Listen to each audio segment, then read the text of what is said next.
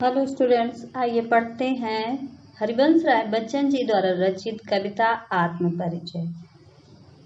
आत्मपरिचय कविता में कवि का मानना है कि स्वयं को जानना दुनिया को जानने से ज्यादा कठिन है।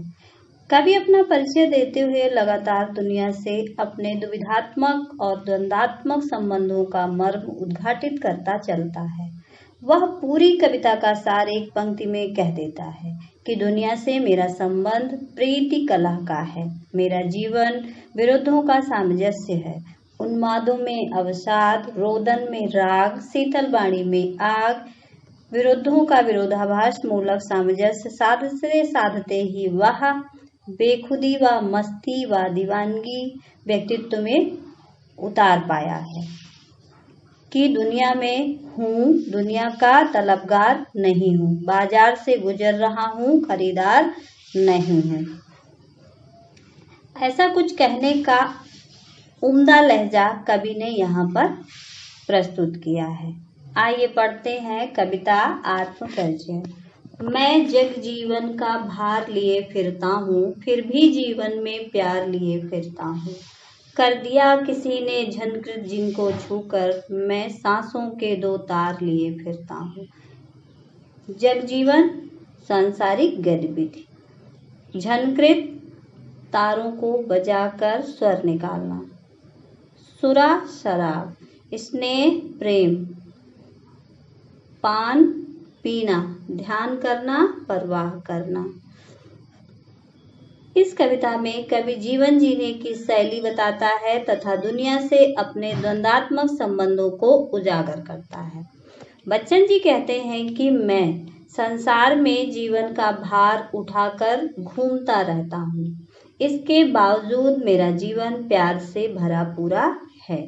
जीवन की समस्याओं के बावजूद कवि के जीवन में प्यार है। उसका जीवन सितार की तरह है जिसे किसी ने छूकर झनकृत कर दिया है। फलस्वरूप उसका जीवन संगीत से भर उठा है। यहाँ संगीत से भर उठने का आशय यह है कि उसके जीवन में खुशियाँ हैं, उसका जीवन खुशी से भर उठा है। उसका जीवन इन्हीं तार रूपी सांसों के कारण चल रहा है। मैं स्नेह सुरा का पान किया करता हूँ, मैं कभी न जग का ध्यान किया करता हूँ।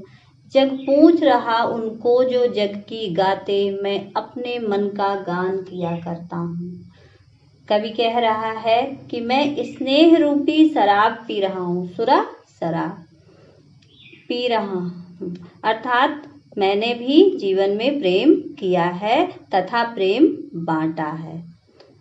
मैंने कभी संसार की परवाह नहीं की है। संसार के लोगों की प्रवृत्ति है। कवि यहाँ पर बताना चाहता है कि जो संसार के लोग हैं उनकी यह आदत है कि वे उनको ही पूछते हैं, अर्थात उनकी ही परवाह करते हैं जो संसार के अनुसार चलते हैं तथा उनका गुणगान करते हैं।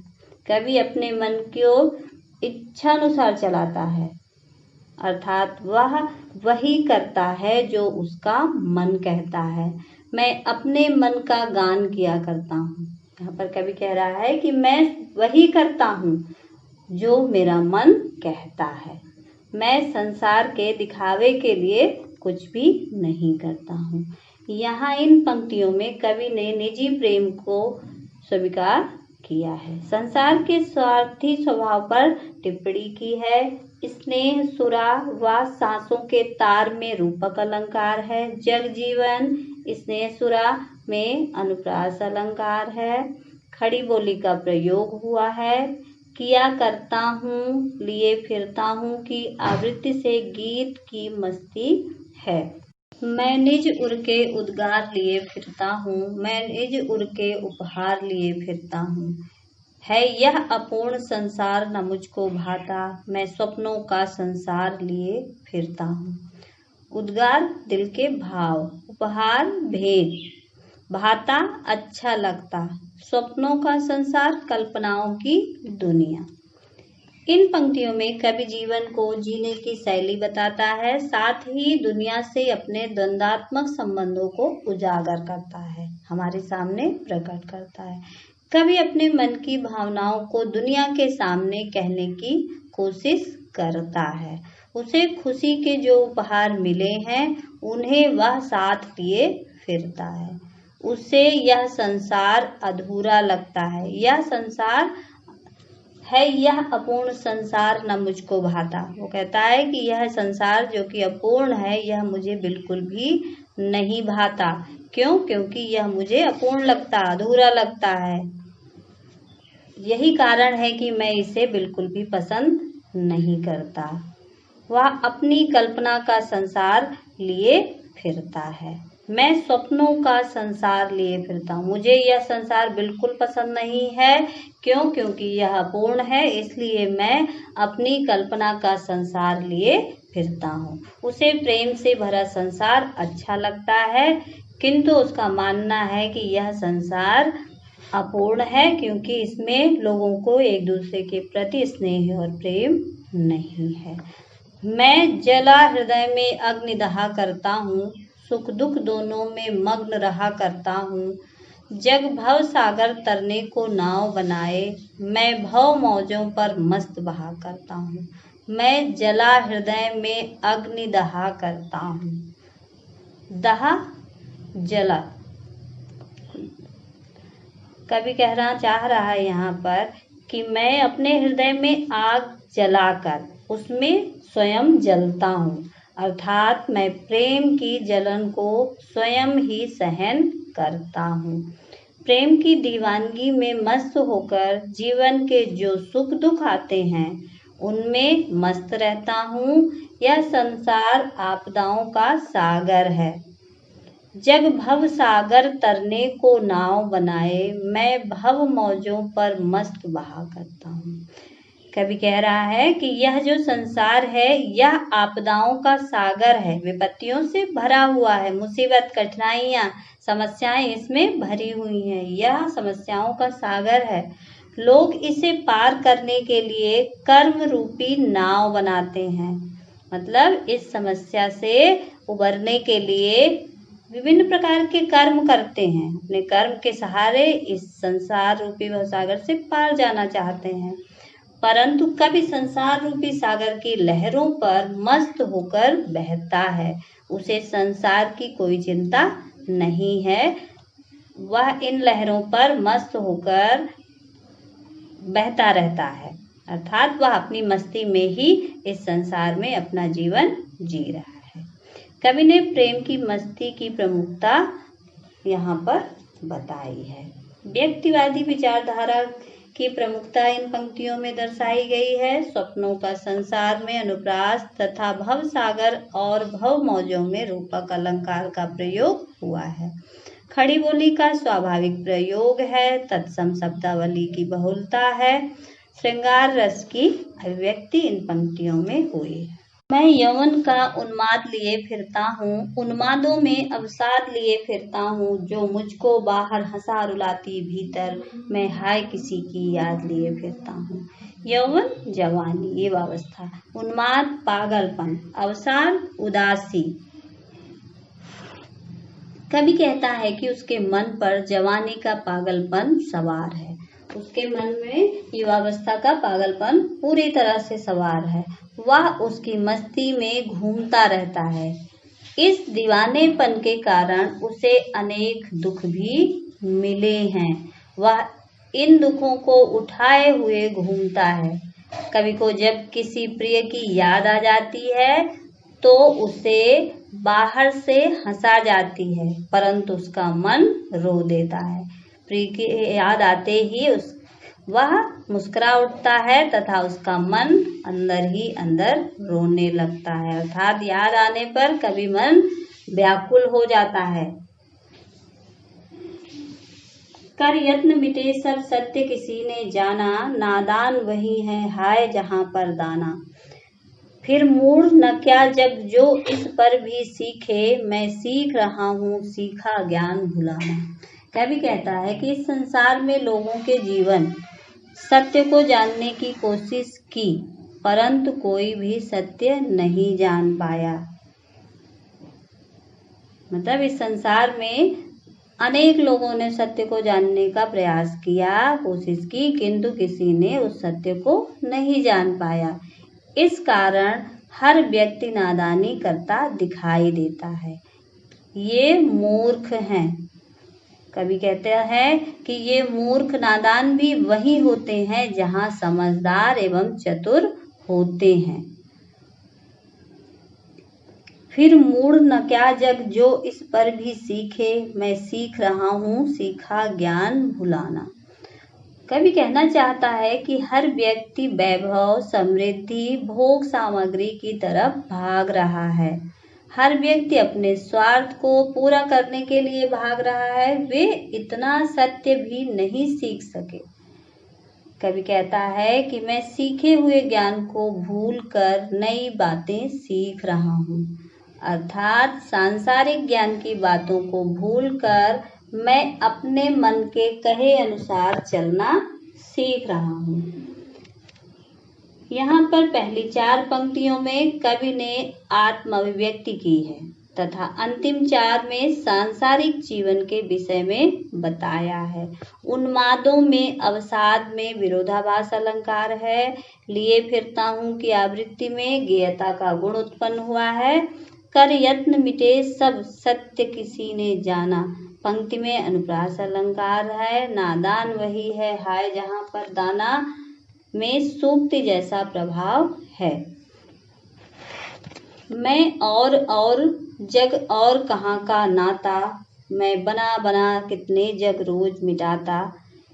जग जिस पृथ्वी पर जोड़ा करता वैभव, मैं प्रति पग से उस पृथ्वी को ठुकराता। नाता मीन संबंध, वैभव समृद्धि, पग पैर।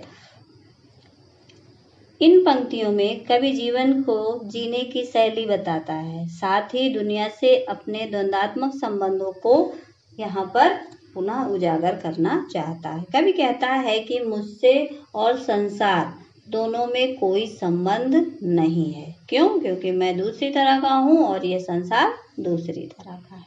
संसार के साथ मेरा टकराव चल रहा है। कवि अपनी कल्पना के अनुसार संसार का निर्माण करता है, अर्थात वह अपने बनाई कल्पना की दुनिया में ही जीना चाहता है और जीता है। स्वयं वह कल्पना से अपने संसार का निर्माण करता है, फिर उसे मिटा देता है। यह संसार इस धरती पर सुख के सामान एकत्रित करता है।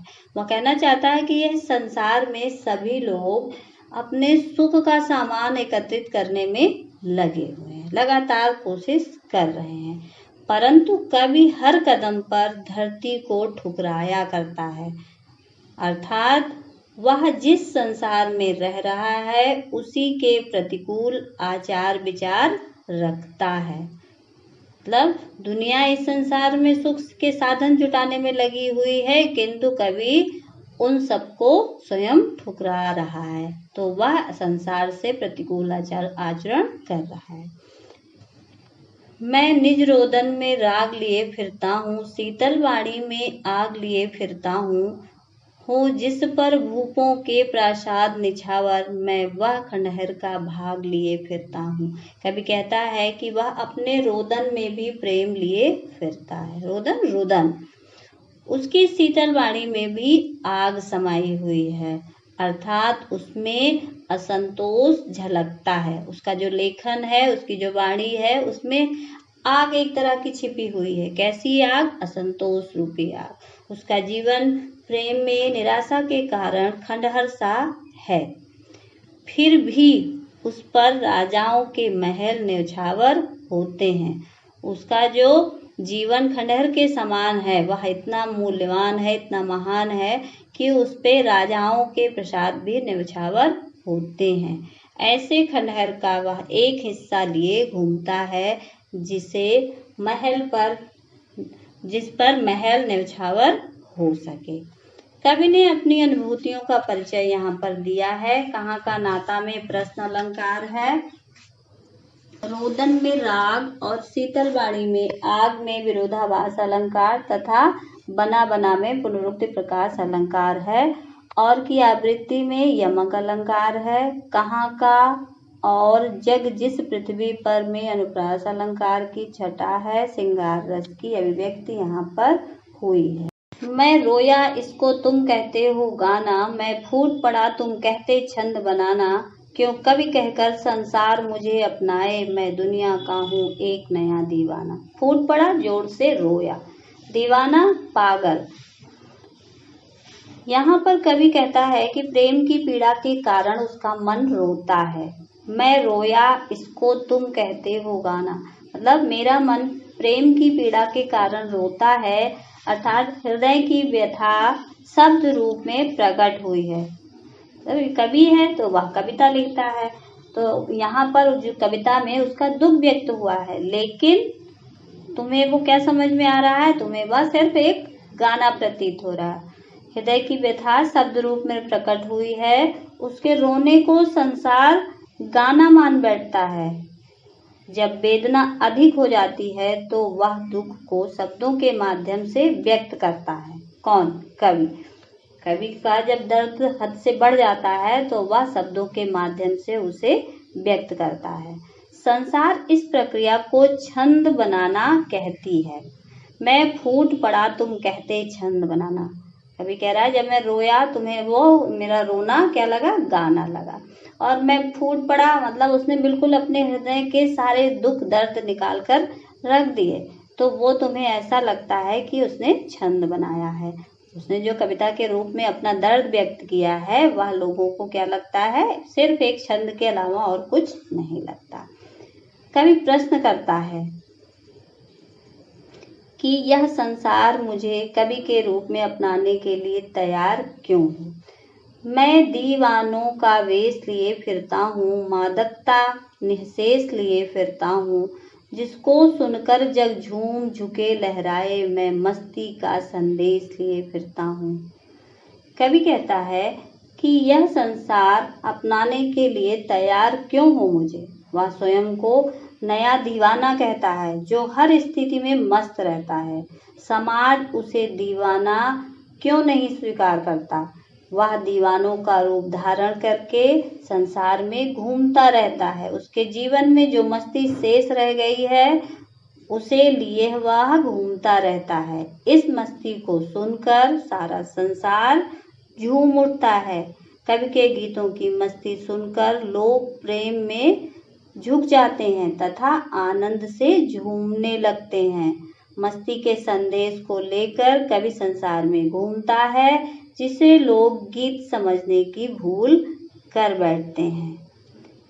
यहाँ इन पंक्तियों में कवि मस्त प्रकृति का व्यक्ति है। वह मस्ती उसके गीतों में फूट पड़ती है। कवि कहकर तथा झूम झुके में अनुप्रास अलंकार और क्यों कवि अपनाए में प्रश्न अलंकार है। खड़ी बोली का यहाँ पर प्रयोग हुआ है। मैं शैली का प्रयोग कवि ने अपनी बात कहने के लिए किया है। श्रृंगार रस की अभिव्यक्ति हुई है। लिए फिरता हूँ की आवृत्ति गेता में वृद्धि करती है। तब तत्सम शब्दावली की यहाँ पर प्रमुखता है।